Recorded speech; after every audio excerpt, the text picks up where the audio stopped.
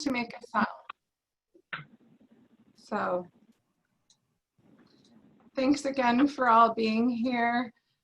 Jean Gonzalez will celebrate 26 years in the Catholic press in 2020. She has worked for the Catholic Church since 1989. As a longtime staffer at the Florida Catholic newspaper, she has served as writer, editor, layout artist, and photographer, and has been awarded Catholic Press Association awards for each of those endeavors. Although a member of the editorial team, she and the entire staff are involved in making a circulation campaign successful. Gonzalez creates themes and editorial copy for letters, advertising and flyers, and works with a graphic artist in developing a 4-page special edition to kick off the annual campaign.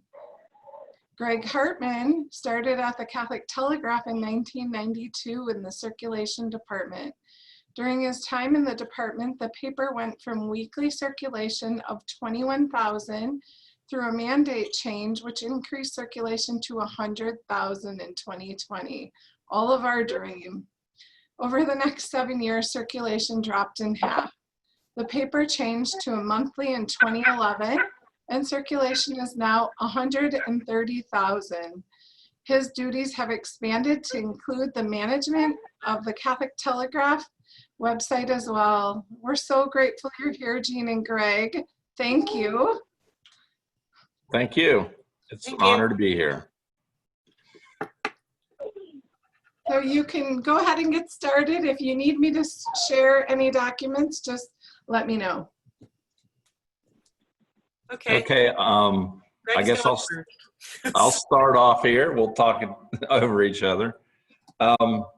Yeah, I'm with the Catholic Telegraph. I've been here since 1982. I wear a lot of hats, as most of you all do. As the Catholic Telegraph, we're one of the oldest Catholic publications in the United States. We started in 1831, so it's an honor to work here. And recently, in June, we started, we changed from a newspaper to a magazine, and we're still a monthly, but now we are a magazine.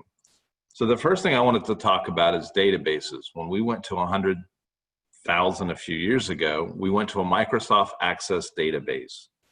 And that's what we've been working with since. It's very easy, it's simple, but the problem is you get no history. You have no flow of where somebody came in and where they left, and it can be kind of time consuming. And the offices here at the Pastoral Center in the Archdiocese of Cincinnati, we probably have about 24 different databases. And so our goal right now is to move that into one central database. That way we can capture emails, telephone, and as communicators, someday we're going to have to start texting messages. That's probably down the road, but it's a way to reach out to the households. In the database, we are trying it's a difficult task to get everybody on the same page. But again, when somebody calls our pastoral center and they make a change with me, I'll email as many people as I can, but who knows, it may get through or it may not. So we have a lot of databases that are out of date. And I'm looking at my cheat sheet here. So that might be start of the question. How many of you have a central database, or how do you do your data in your diocese or archdiocese? If you have a central database or converted to one, maybe it's a good time to talk about, did it work? Is it working? How's that going?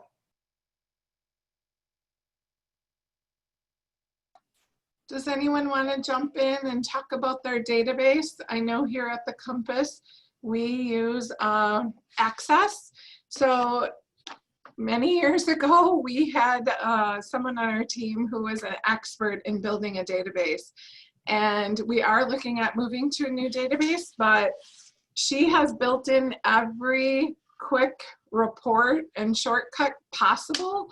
So we can't find anything that does everything this does, and soon it will be dated. So I too look forward to hearing what some of you might be using. I have a question. Hi. Yes. So my question is, we don't have a central database. We are working with similar to what Greg was talking about, that kind of a database. And I was curious with the woman who was just speaking, you said you have access. Yeah, so what are your numbers? What are your numbers? As far as, okay, so our access database holds all of our circulation, which our circulation pre-COVID was probably like up to 17,000 during like Compass in the Classroom. We are working on a new business plan right now to reach more families in their homes, which Bishop has mandated. But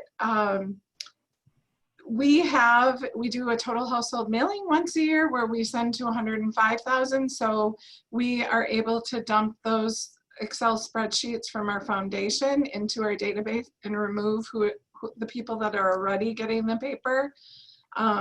But our access is connected, like it's all over the Curio. So our finance and accounting, who does our bookkeeping for us, can pull reports out of our access.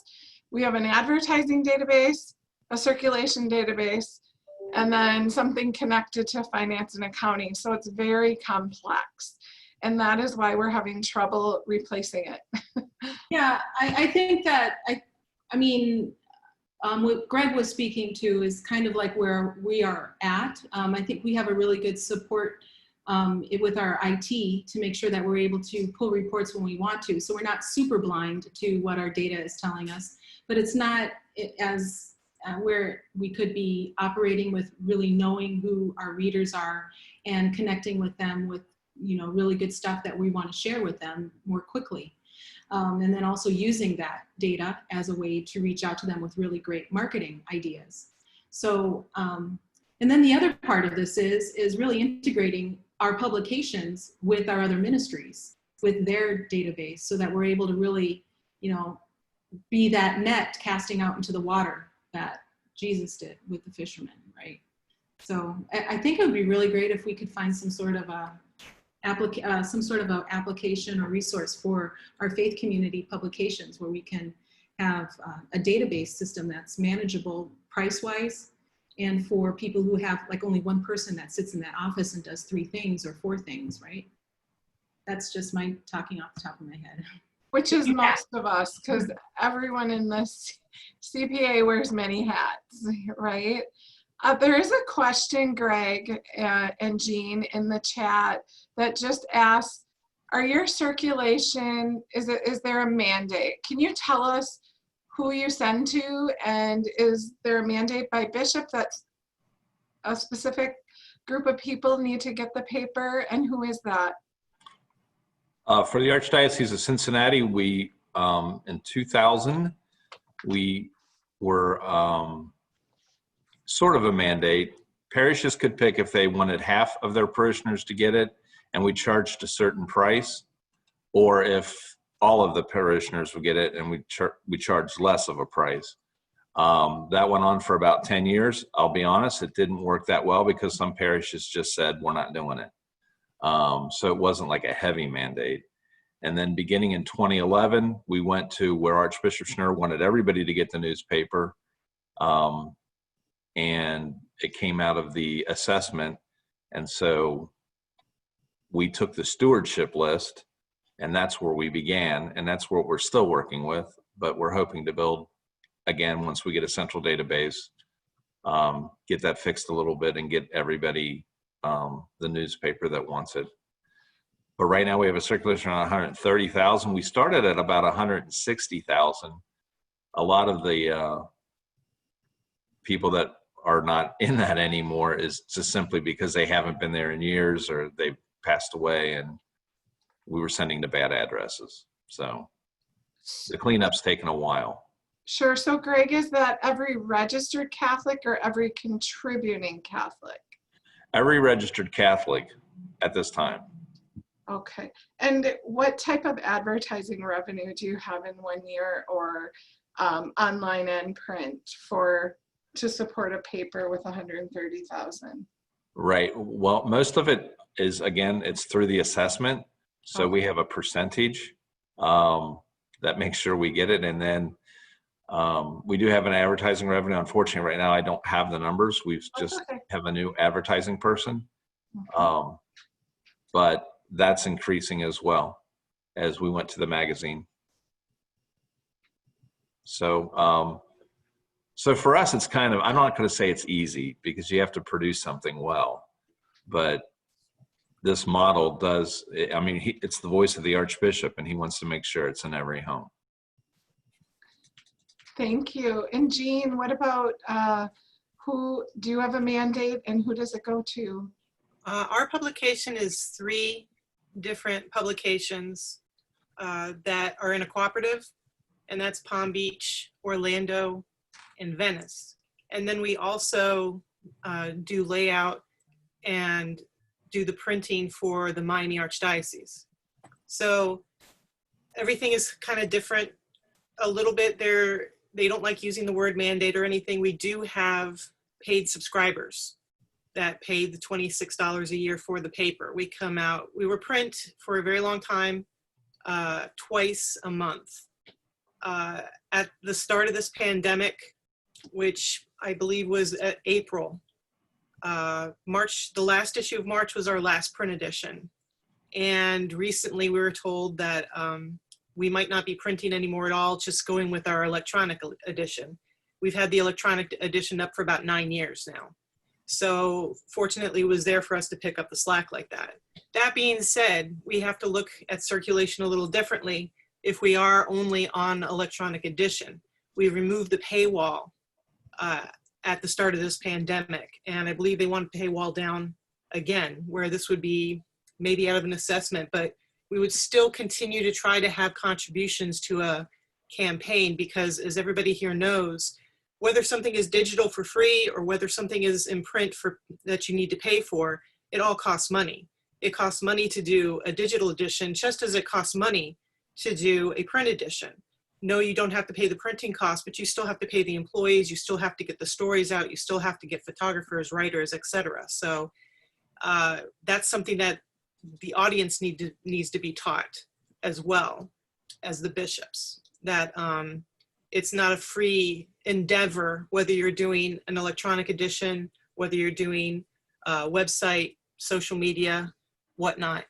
And we have to see what the future holds for us. So we're always hoping we'll go back to print. And with print, we have to pick up the pieces with the number of subscribers. So, but we do have a database of subscribers, and then also parishes pay for parishioners that have not paid themselves. I see another question in the chat. I'm new to how circulation numbers work in the Catholic press. How common is it for publications to just be sent to registered or contributing Catholics? And how common is it that people actually opt in to receive it, or even pay to receive it? And I can answer that a little bit, and maybe Bob can jump in with me. He's on a business model task force for the Compass, serving with us. We've been talking about this, and we've had conversation with Tim as well, Tim Walter, the executive director. And there is not a Catholic newspaper in the Catholic Press Association with a high circulation reaching all of contributing units or registered units that do not have a mandate of some sort. So I don't think that it's very common for, if a bishop says, promote the paper, people should want to buy it, individual subscription is not going to create a large circulation subscriber list. And maybe, Bob, do you want to talk a little to that as well, from our meetings and conversation? Yeah, I think you're exactly right. If you're going to require people to pay for it, it's going to be a a relatively small percentage of the number of Catholic households in your diocese. So the bishop is the person who is going to benefit the most from a publication reaching as many people as possible. And so the bishop, I think, needs to be part of the equation as to how the paper is funded and circulated and funded.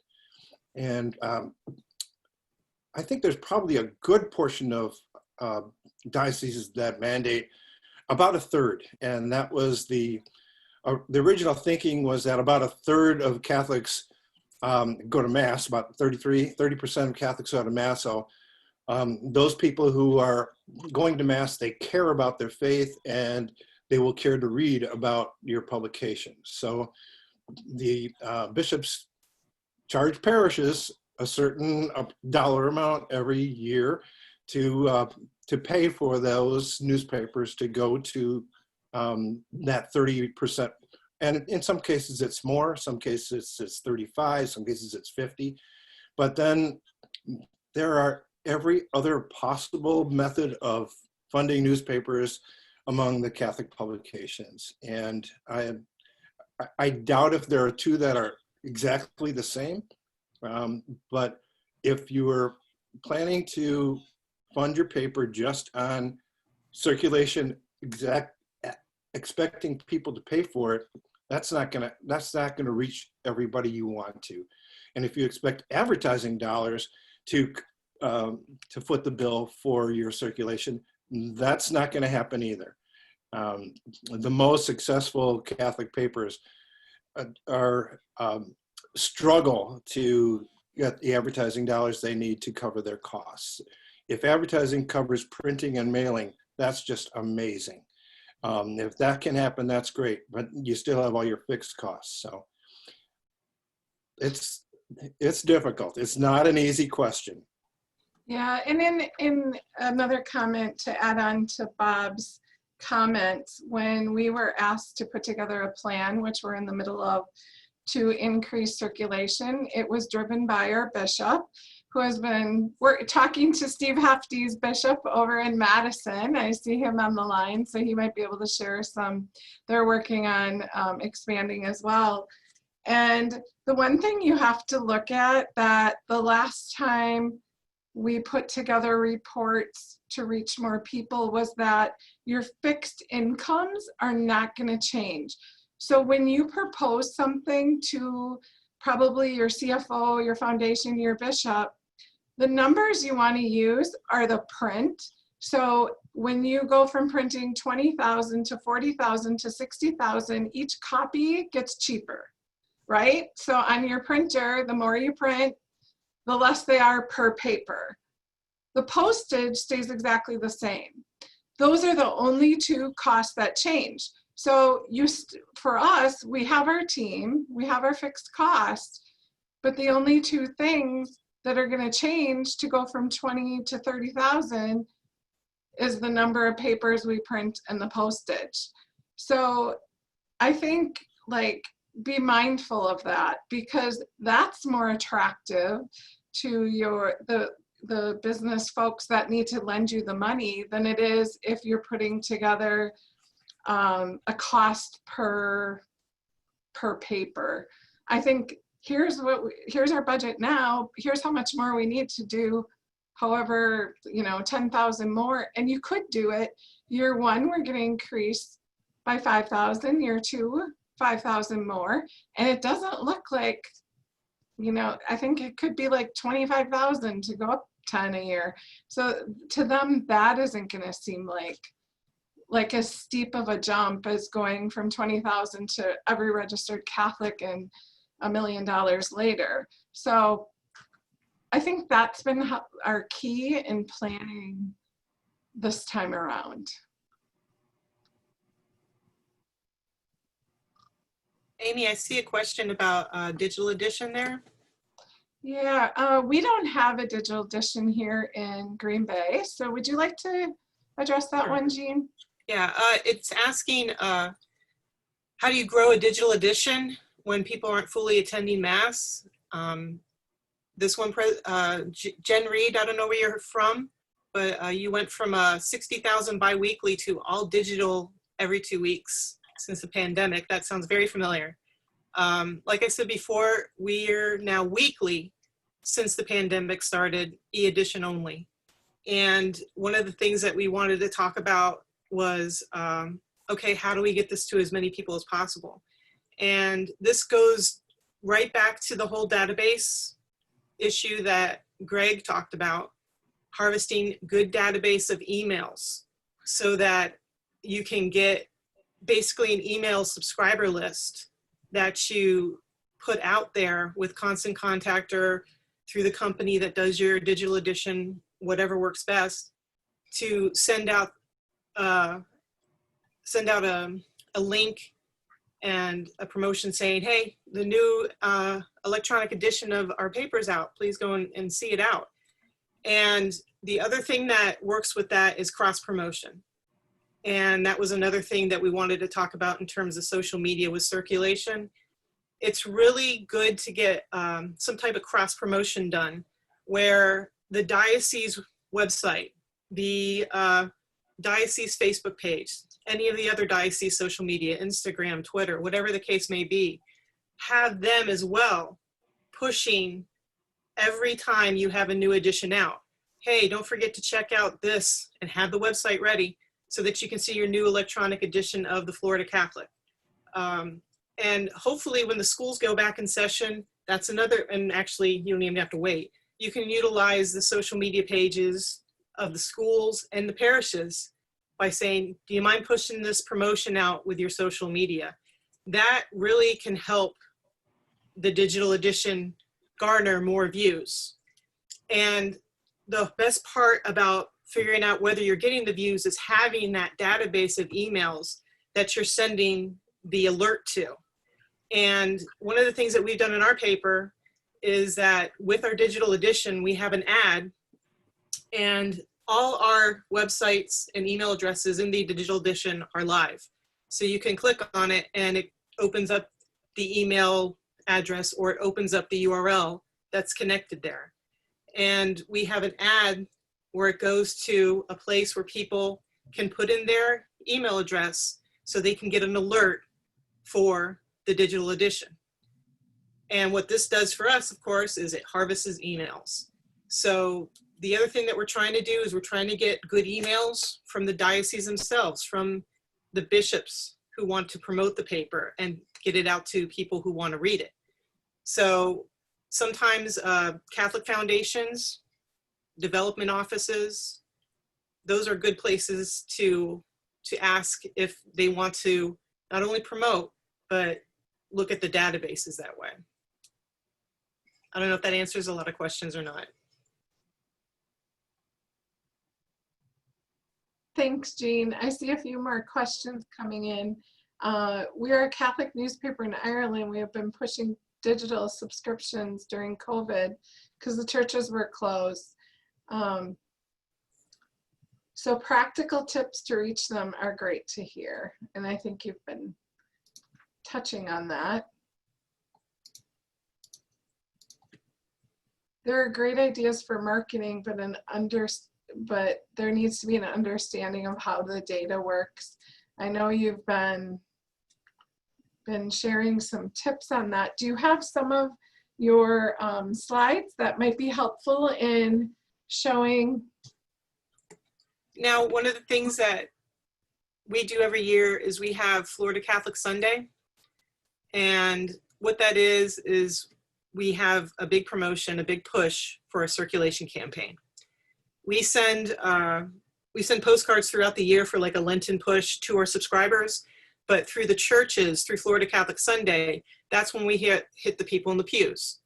And we like to be able to give them something that shows them what we can produce. And when we think about a circulation campaign, we think about a lot of different ways to show the functionality and the ministry of the paper.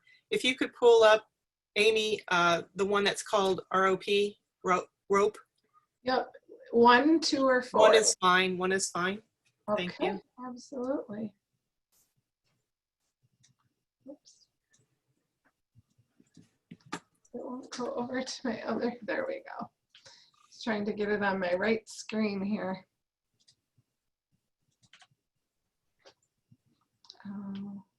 Okay.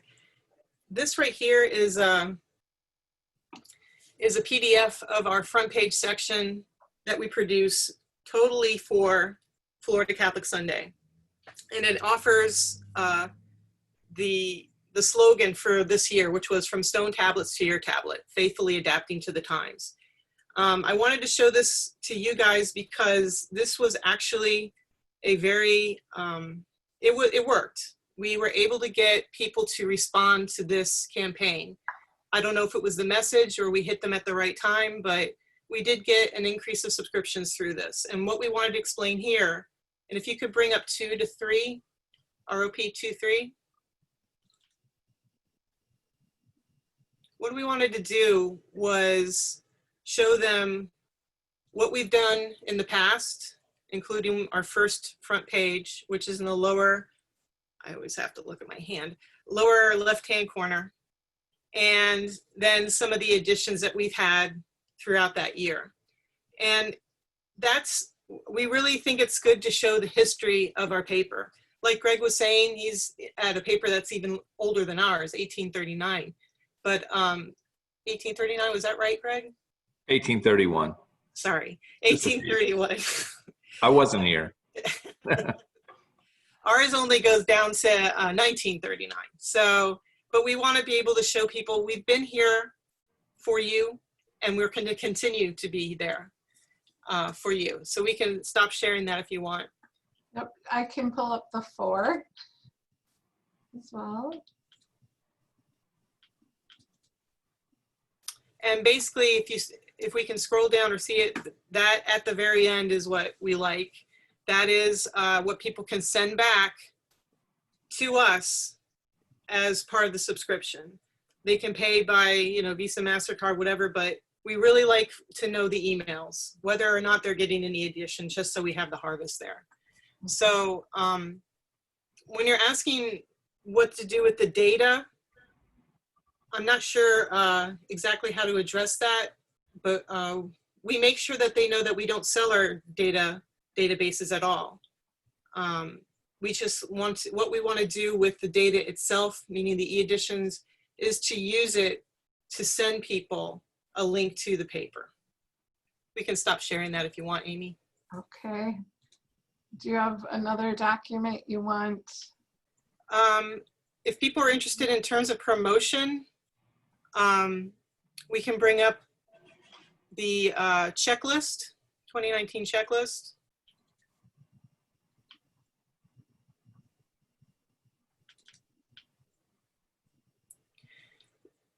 What we do is we offer this checklist, we send it to all the parishes. And it's basically a checklist of what they can do to help us promote the paper. And even though the promotion is on the first weekend of November, we ask them to start doing it a month before. This is something to keep in mind for a Catholic Communications campaign. I don't know if people here get money from that, but this might be a good idea to do for Catholic Communications campaign, where you have an entire month that you're promoting Catholic press, you're promoting what the Catholic paper can do. And all this can be done through, this one in particular talks about prayers of the faithful. It talks about bulletin announcements, and we do give them a sample of bulletin announcements along with this checklist. But on the front of the paper itself, there's a lot of good ways to use your own Facebook page and your own social media pages, Twitter, Instagram, to post stuff that says, here's what the paper can do. This is what it offers. And not only things that are happening as it's in the present, but also in the past. Throwback Thursday, throw a picture from, several years ago that, is still mindful today, or it's just a really beautiful picture that you want to share with the readers, or potential readers for that matter. And again, it's all about promoting the paper so that people will be able to subscribe to it. And in addition to that, we also give bulletin covers, which was basically the stone tablet ad. People can use this for their actual bulletin cover. And we do get feedback on things like this.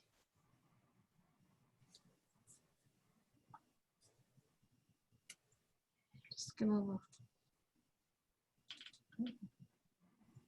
This is an ad that went in the paper whenever you're doing any type of campaign. And I think even now, if you're doing digital, I think it's really important to have something in the paper that people can click or people can check to remind them that this ministry is always looking for financial help. We also have, let's see, a couple other, here's an ad. This is a former, this was a 2016 campaign. And we were trying to get supporting subscribers, which means people who would pay for the subscription themselves. Fortunately, this one didn't work that well. But it could have been the timing of the, things that happen in the church affect how people are going to subscribe to the paper and support the paper. Jean, what's the potential circulation if every Catholic home in the diocese in Miami received the Florida Catholic? Miami prints out 50,000 papers, and it is sent to the parishes. And of course, with the COVID crisis, that has changed. But if they were to send to every single household, I don't know the numbers right off my head, but I want to say it would probably be at least 75,000 people. Okay. And I know that we work with the Diocese of St. Augustine, and the Diocese of St. Augustine has a magazine that comes out 6 times a year. And one of the things she did to help her bishop buy into it is she put the cost, she showed the bishop the cost per year per family. And her argument was, it's $4 to have this go into the families' homes. You're reaching Catholic families for $4. No other piece of information like that can be sent into the home like that for that cheap. So I thought that was pretty ingenious of Kathleen Bagg to do. She is the communication director over in St. Augustine. That's the print edition? And that's her print magazine 6 times a year. Okay. Oh, 6 times a year. Okay. 6 times a year. So we want to do similar cost analysis ourselves, because even if we go digital, and maybe people have already commented on this stuff too, and you can stop sharing if you want, Amy. Okay. I don't know if it's good to have my mug on here though. Even if people, I just lost my thought thinking about what I look like. Oh, I'm sorry. Even if you're digital, we really want to see if we can come out still 4 to 6 times a year, if possible, or more. Even if it's an edition like the one I shared before, which was 4 pages, just so that it goes into the homes. Because Greg, you said it best that one time where you said it's the only piece of communication that comes directly to the Catholics. It's not something that they have to click on themselves. It's not in their responsibility. It comes right to them. So we want to do a cost analysis to see what would be affordable per Catholic household and put that on the bishop's table and see if he would like that option. Okay, I'm going to scan through a few of these questions for you, Jean. And maybe they'd be for Greg, but you look awesome. And I love your background. I love your Florida Catholic. This is Jean's backyard. She shared with me before. Yeah. So I just went to scan back after I shut this off and sent you a little note. But let's see. One magazine goes to all registered parishioners, 23,000, but it's gone down. Oh, we read that one. I'm sorry. Well, they want to increase to reach people outside of their parishioners. Does anyone do that? Has anyone reached people that are not parishioners in the parishes? That's kind of who we've been targeting. but maybe people have reached, I know one thing our parish life office is looking at their mission field. And so each parish has a mission field, and how do they reach every single soul in their mission field, which would not be parishioners. I don't know how you would do that. One parish did call me and ask if they had a donor that wanted to send to the people that don't come to church. So would that be finding donors who would give to a cause like that for evangelization? That could be a sponsorship kind of program too, sponsoring donations, especially for an e-edition. And again, that's another reason why it's good to put out a circulation campaign that talks about different things like that. Charitable acts that are in sponsorship forms, and also charitable acts that the newspaper itself does for the community at large. That's also good to remind parishioners about that, and people at large. And I think that if you do cross promotion on different social media platforms, you might be reaching people who are not parishioners. Mm-hmm. Continuing to go through these. Does anyone experience a pushback on digital with aging readership? That has been a topic in our diocese. How are you reaching them? This is one of the main reasons the Record still produces a weekly print edition and mails in homes. So I have a funny kind of story. Is I've been with the paper since 2005. When I started in 2005, they said the paper is going to end up dying because everyone's 55 and older. Well, guess what? We're still there. Everyone's still 55 and older, and we haven't died. So I think people, as they age and turn 55, they turn to your paper. So I don't know that population does like hands-on paper. Some other statistics that were shared with us as we were putting our plan together is that the young adult population is turning back towards print. So I know that there's been some reports and surveys that are showing during COVID, many adults started to read print again. So, you know, you may be able to reach that audience. That's something we want to look into. But anyone have any comments on that aging readership population?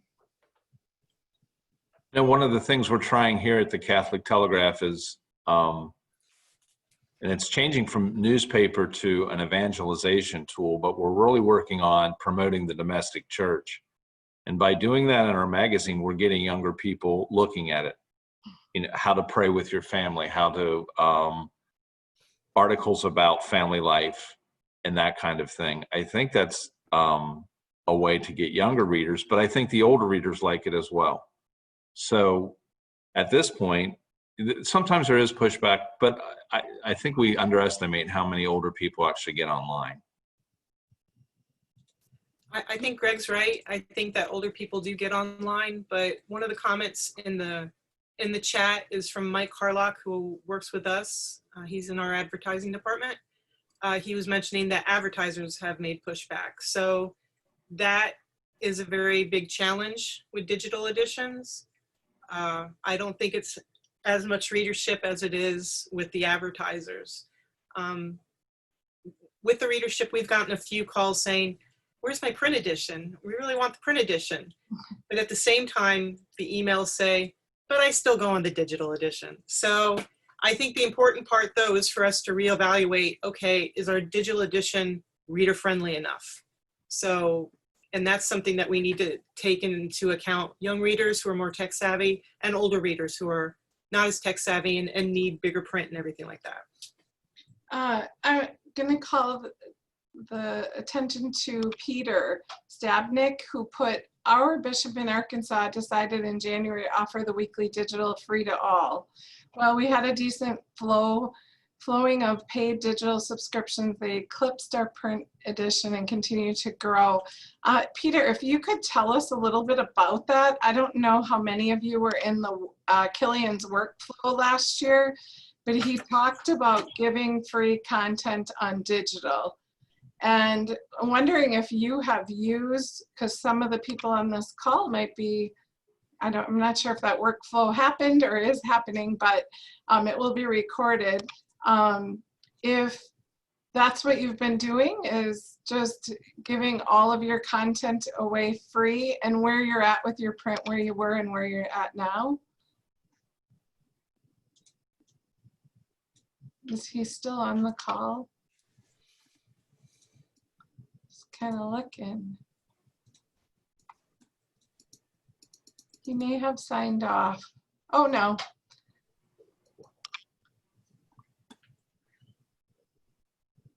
Peter, would you be able,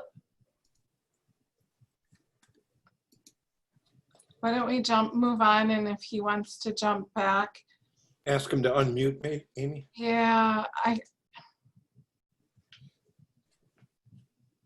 just afraid he could have walked away from his desk to, you know, to grab something.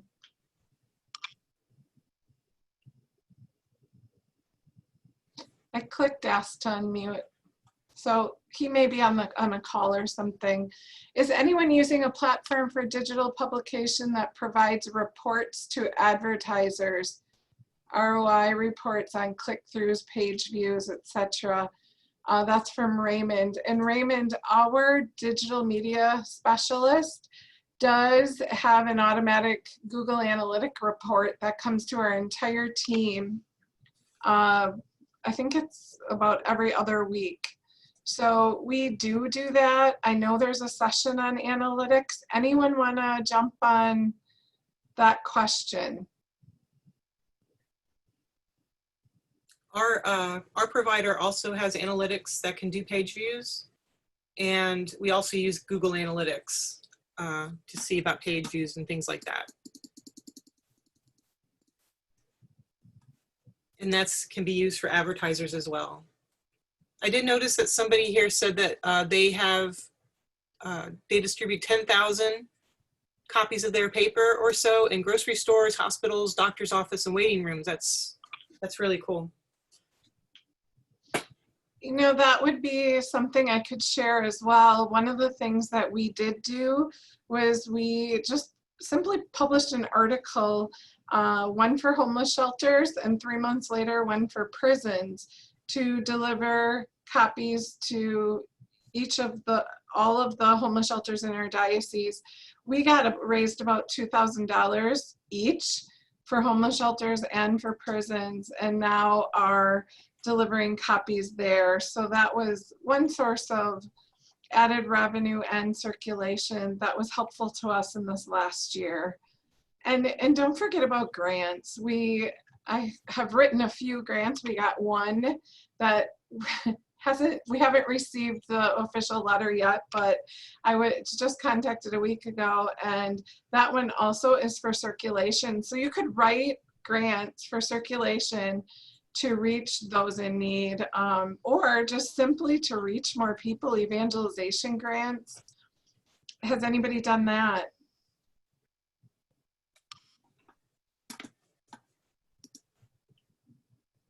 We've been looking into that, and it would be great if we could find, like, if there's a good resource guide to look for things like that.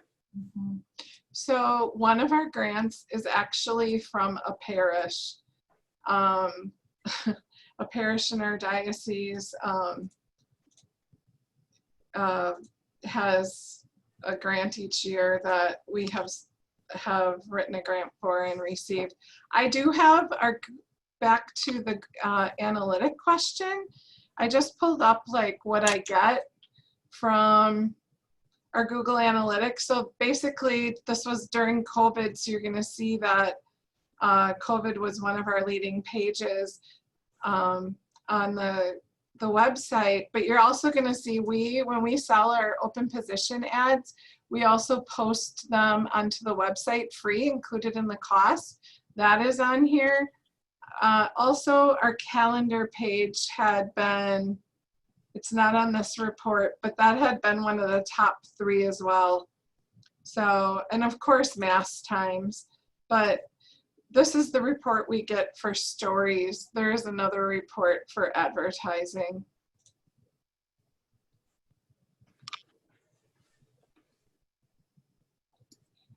There's a question for you, Jean, that I agree. Your marketing pieces are amazing. They're well done. They're beautiful. They're clean. How is the data managed? So when it comes back, do you keep track of how each promotion has been received and responded to? Yes, we garner how much we get back from our print ads and how much phone calls we get. So we do a report before and after, basically, of subscribers, because again, we have a subscriber database that we're working from, paid subscribers, I should say. So we know something's had, some years it's gone up 11%, 16%, numbers like that. We had some years that it was just kind of stagnant. We didn't really get a rush in for new subscribers, but when we get the information, it's divided between new subscribers, renewals, and donations. And the one last year, we did get a rise in donations and a rise in new subscribers. Mm-hmm. Emma Tackle is asking about print editions. So this could be back to Greg, and I can answer for our paper, but if Emma, if you're thinking specifically for everyone on the line, we can have them drop that in the chat. The Compass is weekly, 42 issues were bi-weekly in the summer. So we are printing papers every week. Our 3-year average is 25 pages. I know that's not possible, but that means when we averaged out going up to 32, 36 pages and down to 16, our average was 25. Greg, how often do you publish your editions? Weekly, monthly, quarterly? We're a monthly publication. We're around 44 pages.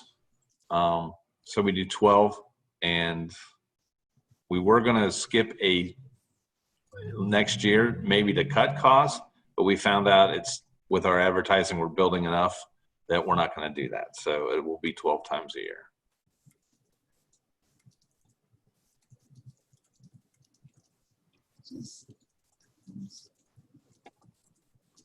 And as far as the digital, we have the CatholicTelegraph.com. And I basically put the magazine articles on that, but I keep it updated daily if there's anything coming in, things like that. The other thing we put on there is Mass Times. We also have a festival calendar. Unfortunately, this year it wasn't that important since there were no festivals.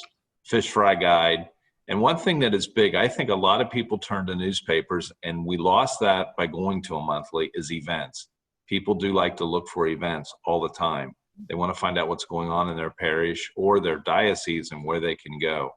And so that's where the digital part has kind of filled that gap a little bit. And we're trying to keep the events page going. Again, events, so many have been canceled. So we're just starting to rebuild that as we get into July. But I think the big takeaway is whether you're a monthly, weekly, bi-weekly, fortunately, we've kind of gone to a new way. The whole new evangelization is what we're all about now. And so we use the other mediums, digital. We also have a weekly Ember, which is emailed out to people. It's a newsletter, but it's a little bit different than that. What's topical for that week. And we also have a daily Divina, push that on Facebook. And that's just simply for Facebook users, but it's just a daily prayer. It's very quick with a picture. So those are some of the products we're doing. But I think that's where digital's going to come in strong when we're trying to fill the gaps of what we can't do in a newspaper. And of course, as everybody knows, the more pages you have, the higher the cost. So you try to keep that down as well. So that's where we're at on that. I see Kaylin has asked about Google Analytics, that they have a plugin, but they haven't learned how to link the click-throughs on their ads to Google Analytics. I know a few people in the CPA, to include someone on our team, but also Billy Atwell. They might be able to help with that. If you want to drop your email, Caitlin, in the chat box. I can follow up with you later. Or is there someone on the line that can answer that? Has anybody used Google Analytics to track your ads? I know our advertising department has, that's Mike and Valerie Casco. They're both on, I think. So I don't know if they want to jump in or add anything, but they'd be willing to help if they know something.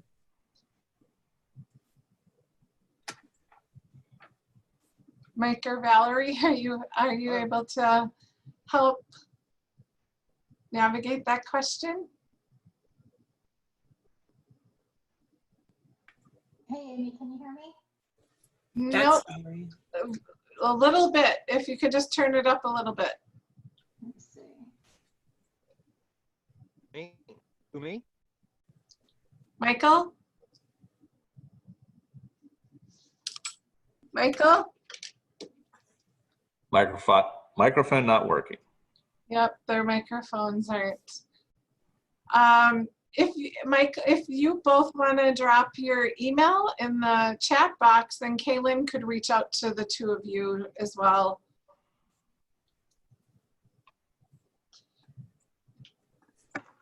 What are the business models that push you to really understand your audience and community and create an invaluable product to them, or something habitual? Ad models push you towards scale, but ads and mandates don't push you towards understanding the Catholic community's information questions. Is that something, Greg, that you can talk on? Probably not with great expertise, but I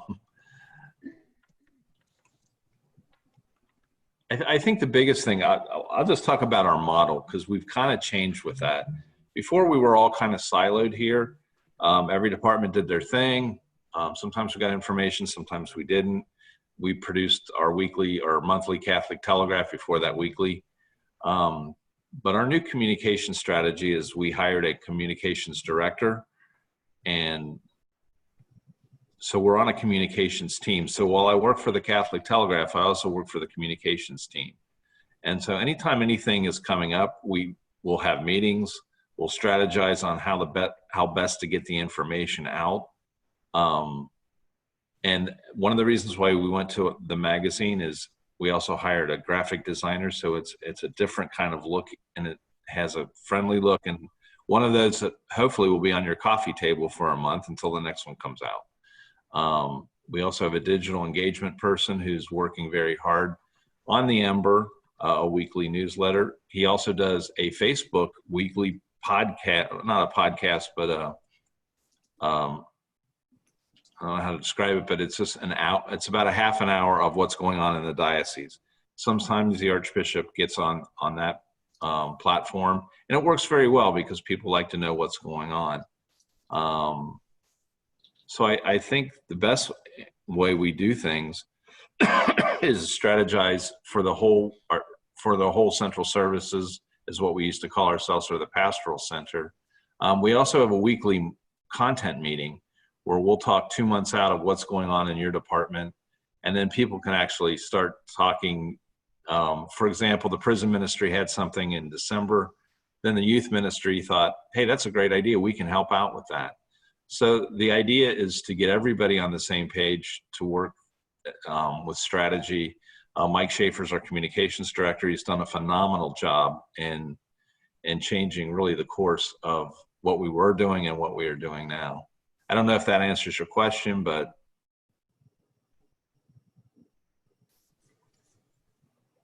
Anyone else does anyone want to unmute, ask Greg, or any further questions, or Jean? Can you guys hear me now? This is Mike Herlock. Oh, we can. Thank you. Okay, you know what it is I have a. Oh, you went out. And apparently, somehow my setup uses my VR, so I had to put my helmet on, and I'm looking at black. I'm looking into black space right now. So, so anyway, going back to the trackable links for the Google Analytics. Okay, basically there are things called urchin tracking monitors. It's basically a highfalutin word, basically, that basically It's just an extension to the code that you put into a link that is trackable. So you can do like a UTM underscore campaign or other things like that. You can look it up online. There's lots of stuff for this. And basically, it can track that page. So, like for instance, we just had a advertiser who usually was printing pre-printed inserts, and because we went digital, we kind of left them in the lurch. So what we did is we did a digital campaign for them, which included a variety of different things, which included, ads in our e-edition and ads on our website, and so that they could track which ones came from where. We added these UTM links to the end of the regular link. It's basically just a few extra line, like words of code at the end of a link that basically Google Analytics can use to track and see where it came from. In other words, did that ad come from the website pop-up, or did it come from a digital e-edition display ad? So it allows you to track that. That makes sense. Any Okay. further questions about that? Maybe from Caitlin? You guys hear me? Yes. Okay. How do I put this, Mike? So in terms of what you just said with UTM links, you're saying that would go on the back end of, I guess, a web post per se, or kind of like the back end of an advertising on our website? Because I don't set these things up. Our graphic designer does. Basically the code. Okay. But Basically, you have to kind of go a little bit of research yourself to see what kind. There's a few different flavors of this UTM stuff. right. Like one is more campaign based, and some others are, they look at things a little differently. So you want to find out which UTM code makes the most sense for you, and it's basically just the regular code, like the HTML link, but with a few extra like words at the end, if you will, Sure. digital code words at the end that direct Google Analytics to see it differently. So it sticks out Okay. when you do it in analytic. The only thing that I've been having problems with trying to figure out is when you link to like a web page that is off of your own site to get analytics to report back on that. I'm going to be talking to Direction, which does our e-edition, to see how they kind of look at it, to see how I looking at it myself. We're all kind of like discovering this on our own right now, because we're looking as hard at this digital as we were before the pandemic. So I'm still in a bit of a learning curve myself with this as well. But UTMs are not that big a deal. It's just a few extra little words at the end of the regular link that you're putting in. Okay. And then Mike, can I just give you an example real quick? Okay. So the example I have is we had a page that we just started for a podcast that we just started here at the Diocese of Wilmington. And we have someone who's sponsoring the page. It's a local university in Delaware County, Pennsylvania. And we actually, what we do is we put their quote unquote ad on the page to, I guess you could say for click-through rates for them. Is that something that, how do I put this? Is that something that we could track, I guess, through Google Analytics the same way? Because I know with Ad Rotate, what we use is it tracks the click-through rate and like the impressions, but like I said, it doesn't tell you where it's coming from. It's just a general amount. So it's kind of Again, so. okay, yeah, well, that's basically the point of it. Like I said, the distinction in the UTM code types, of which campaign is one, there's others, is basically, I think, really, it digs a bit deeper into what you're asking about, like what type of click going where kind of thing. Okay. I can get back to you. Maybe we can put your email in there, and we can look at this directly. Okay, sure. Yeah. We have another question. Does anyone have a customer relationship management system that would work with print, online, and social? I have the ability to put notes back in my old-fashioned Access database. So when I talk to someone, I put the date, who I talked to, and if we talked about a continued contract, ending a contract. So when I pull up that advertiser, I have a little bit of history. Most of them, because I'm the only person selling ads, I know that without even reading it, but I do put the notes in there. Anybody use anything like that that you want to share? I'll try this again. Can you hear me, Amy? I can. Okay. Well, we have Pre1. It's a software, and that's where we can list all of our tasks, when we spoke to the advertiser, what transpired, a follow-up so that you know on a certain day to contact them. That's where we book our ads. We can upload them into ProofRocket. It's a great software. You might have to repeat the software name again, Valerie. It's Pre1, P-R-E, and the number 1, Pre1 software. It has 2 programs, SmartHub and ProofRocket. ProofRocket is basically allows you to send out a proof and have them approve it. And that's where we house all of our ads. Try to search for that quickly. Also, too, is like, for instance, if we get like an ad coming, like say, add our artwork, basically we can upload the artwork and the text for the designer so that he can make the ad. And then he puts a proof into the ProofRocket for the client to approve it or review it and make notes. And that's something, ProofRocket definitely works on both platforms, PC and Mac. That's correct, right, Valerie? Yes. We're not being offered any money for this endorsement. Well, someone is asking if you use that software for circulation.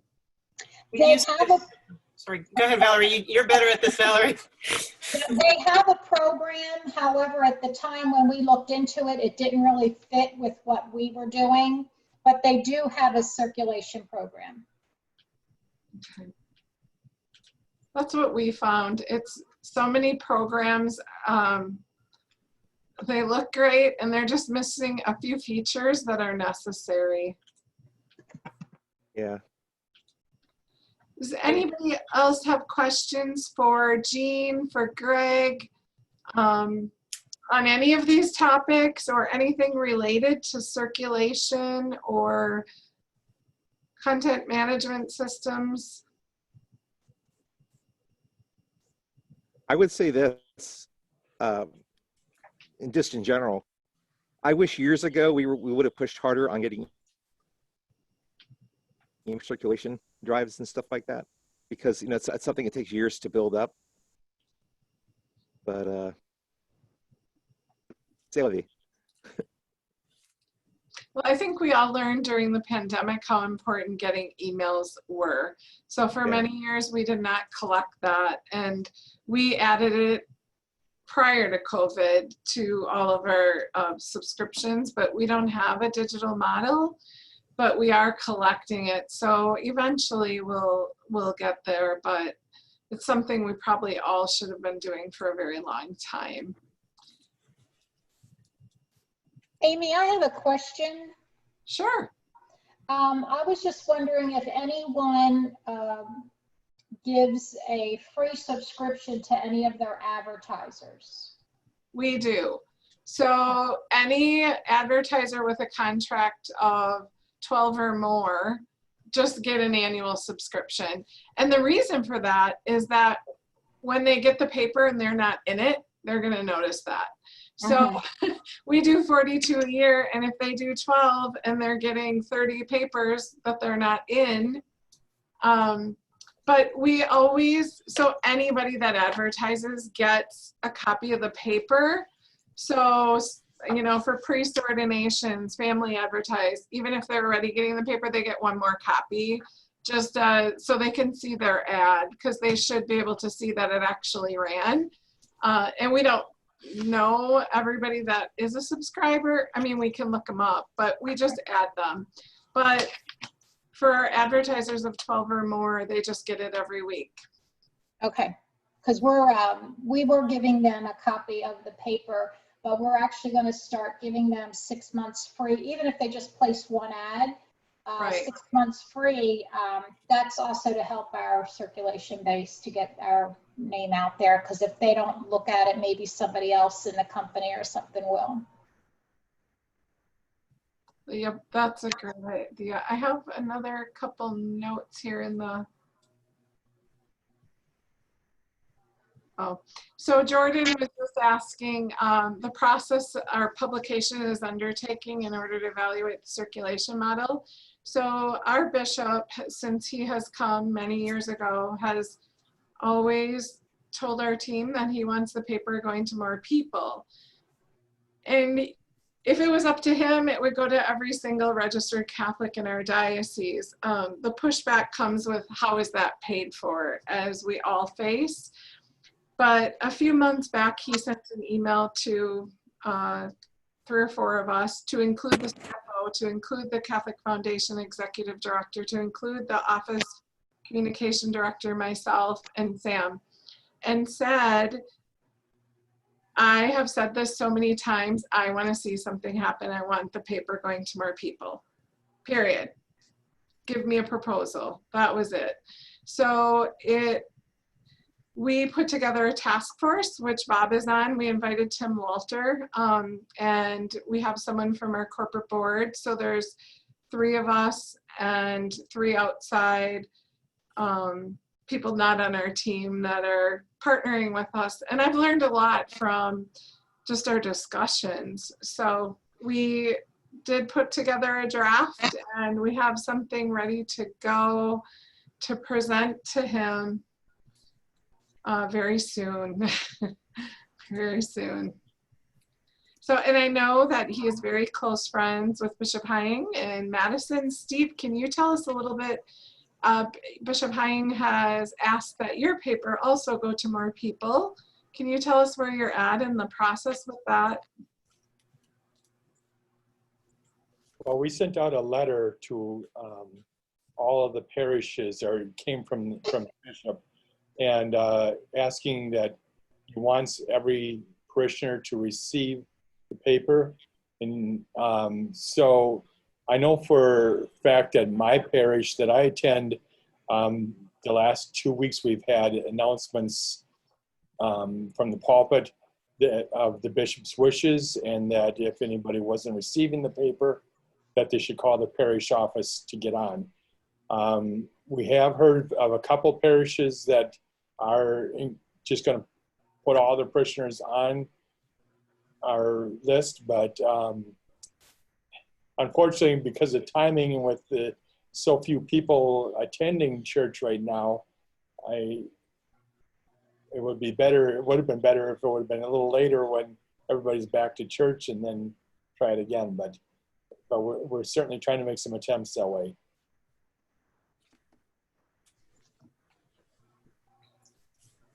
Believe it or not, to go to the Wayback Machine here, the leadership team of the Catholic Press Association came here and talked with our Archbishop about sending this out to everybody.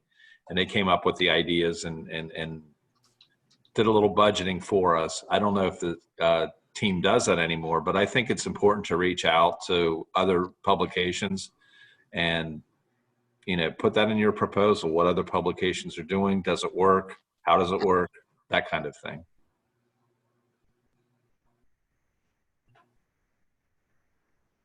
Yeah, in our business model, so that email came in January of 20.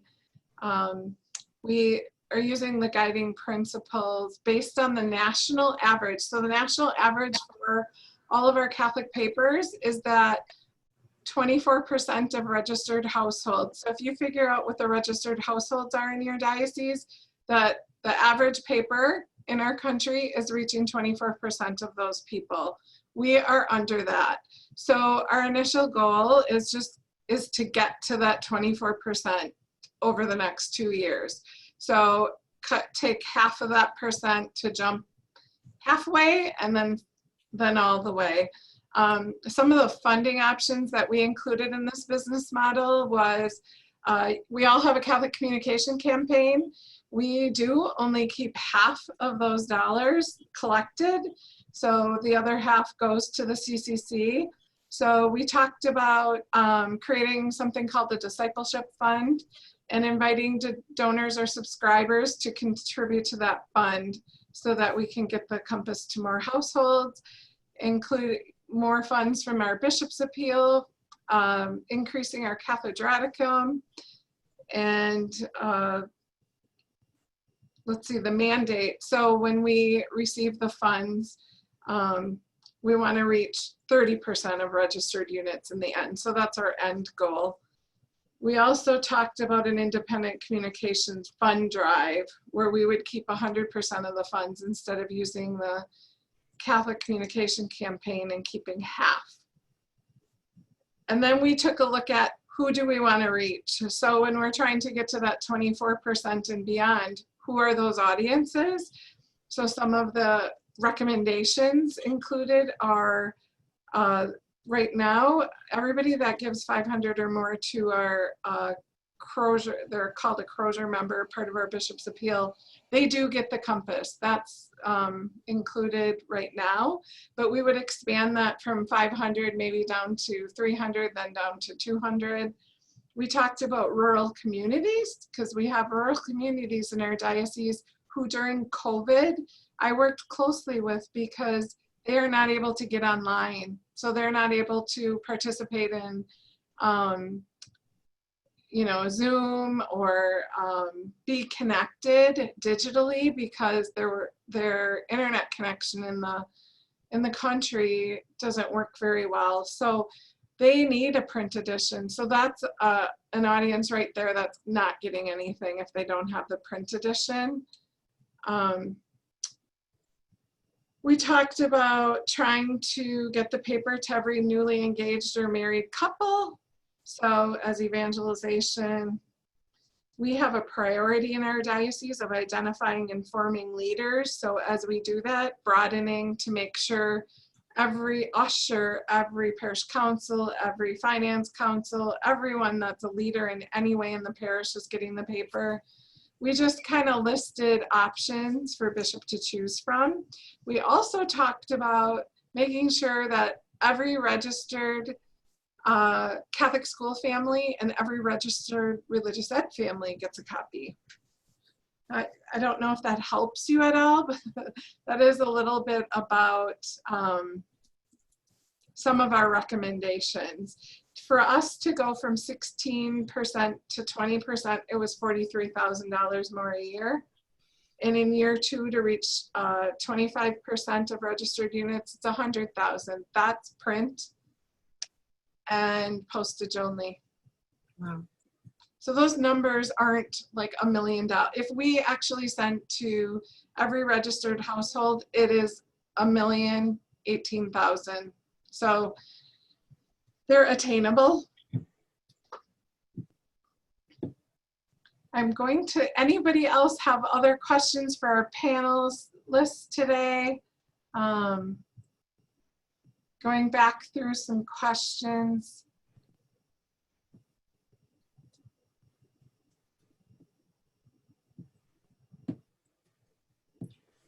I kind of wanted to throw this out there. There was talk about pushback from subscribers and pushback from advertisers, but during this time, has there been a pushback from leadership to downsize communication departments or get rid of the publication altogether? I was curious from other people. Well, yeah, Tucson, Arizona, just stopped printing altogether. Yeah. Ouch.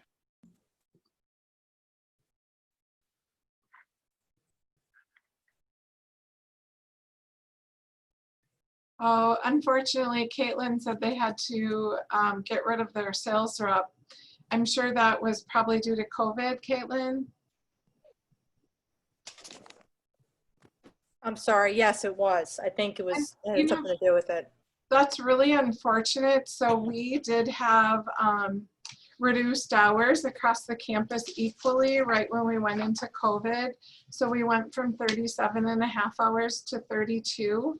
We had a second reduction last Thursday where we eliminated some positions, had further reductions and furloughs. So it's a mix. This time it's not straight across the board. However, if you get rid of your sales rep, you're getting rid of your revenue. So it's kind of like, you know, most ad sales people bring in well more than what they make. So it's, yeah, that I'm sad to hear that because it's kind of counterproductive, I think. Well, that's the thing, because we don't obviously make the decisions, the diocese does, but I think what they're trying to do is they're going to give more of the responsibility to our editor, because he's been in newspaper sales for 20-something years.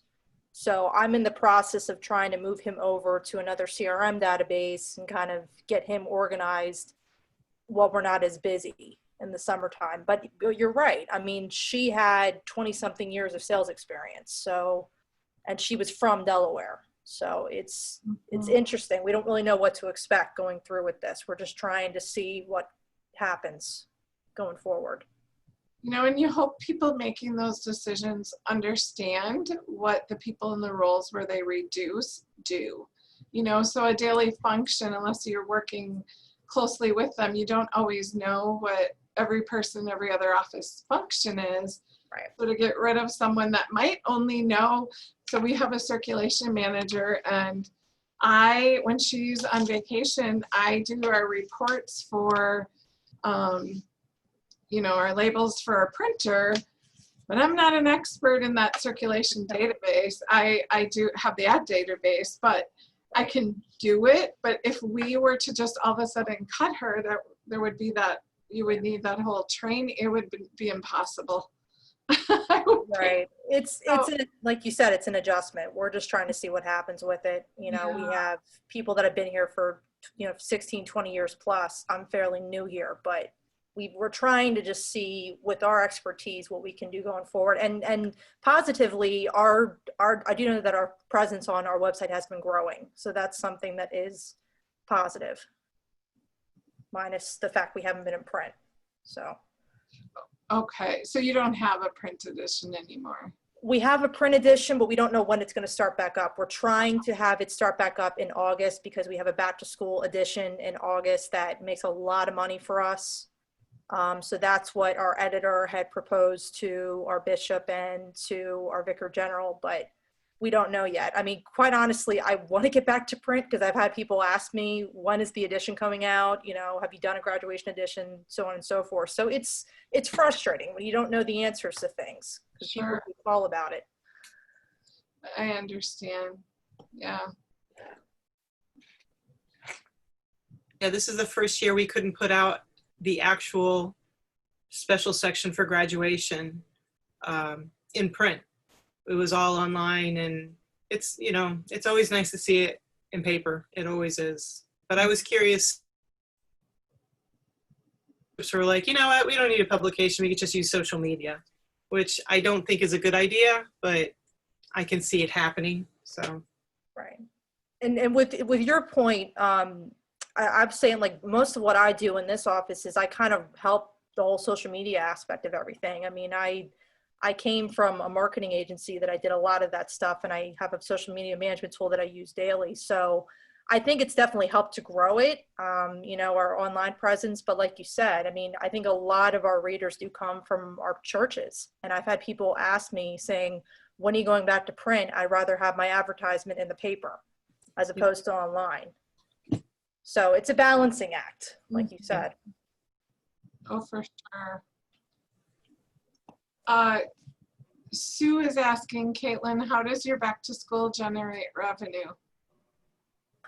So what we do, I've been here for a little over a year and a half. What we do is, our back to school edition, we include pretty much a section of the edition to have any kind of school related stories and, advertising for schools. Like, so for instance, you know, you have a piece, you have a paper, and obviously there's a quarter page ad, half page ad, all of that. I'm actually sitting in my office right now. I could actually show you guys kind of what it looks like, but it's pretty much about a 16-page section that we put in the edition for whatever date that it's for. And it's, to me, from my experience being here, we do make a good amount of money on it because obviously the rates are there for bigger size ads. So, and our rates don't change with this edition. So with that being said, I think, so to speak, in the past, since I did the last edition, we did make a good amount of money off of these quote unquote special editions. So to have it not happen would be a big blow, because we have so many schools in the diocese that are either A, growing, or B, they're just known in the area. I mean, I've lived in Delaware all my life, and Delaware is one of those things where you know anybody and everybody just by living in the state. So, so with that being said, like you said, we do make a good amount of money off of our schools, I would say, and off of our parishes, kind of secondary, but I think we get a lot of our revenue from our schools. Mm-hmm.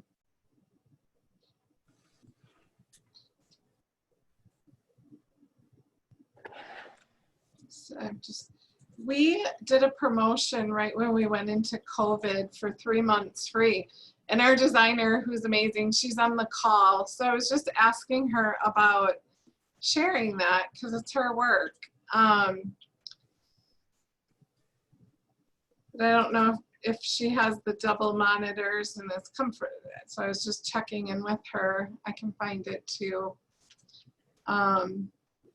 Did anybody do special offers during COVID to try to, so we have a Compass in the classroom program where we provide 25 free copies to religious ed in schools. And so what we did is we actually put together a video and did a promo saying parents are now the teachers in their homes. So we took the funds that we get from donors towards our Compass in the Classroom program and send copies free to families in their homes.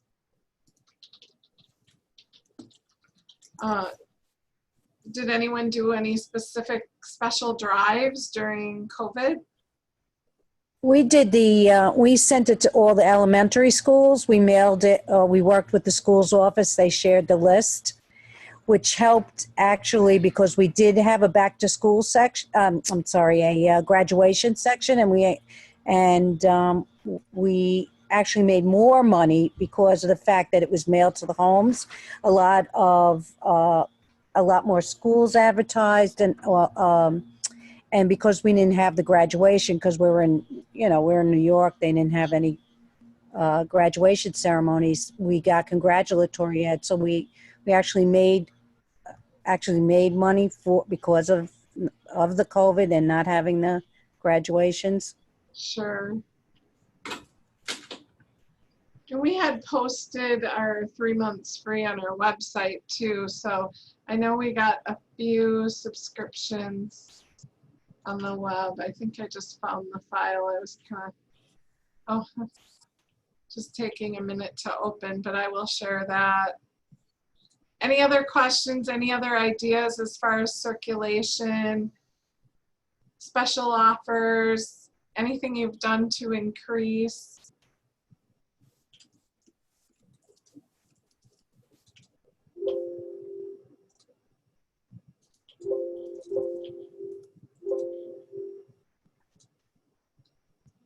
The one I'm pulling up is only the web ad. I'm looking here.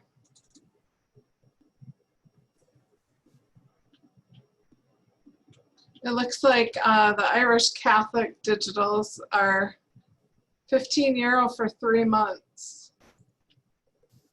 And they did $9.99. So they did a discount, which is also a great idea. Jean, Greg, any other slides you want us to share? Any other tips for the group? No, I think we covered a whole lot though. We sure did. And we're coming up right to 3:30. So if there's anything else you'd like to share, would it be helpful to you all to have Jean's files? So what we're gonna do is we're gonna end the recording shortly, save the chat, but I could ask you, Carol, from the CPA office to also share Jean's, the files that I was sharing on the screen that Jean sent to me. We could, if it's okay with Jean, we could share those. Yeah, sure. I'm seeing Sure. a huge, yes, I'd love them, if that's okay, Jean. Yeah, go ahead, share away. Okay, and my, I was just directed to where that file is. So, If you want, do I put them in the share myself or? no, if they're the exact ones you sent me, Yeah, they are. yeah, I will just send them off to,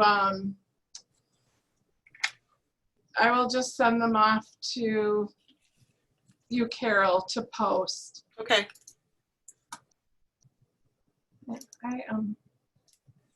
So thank you everybody for being here today.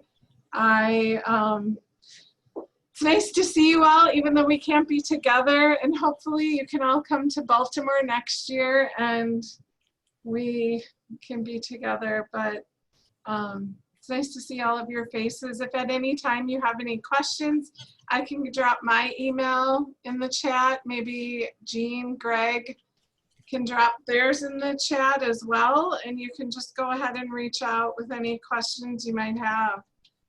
I know there was a couple experts on Google Analytics, and I think they already did drop theirs in the chat box, but if not, if you want to go ahead and do that as well, or if you think there's anything people asked about that you can help with. So a big round of applause. We can use the reactions for a thumbs up for our speakers today, Greg and Jean. Thank you so much. And I look forward to maybe seeing some of you again tomorrow. Have a good night, everyone. All right. Bye. Thank you so much. Thank you. Bye-bye. Bye-bye. Thank you.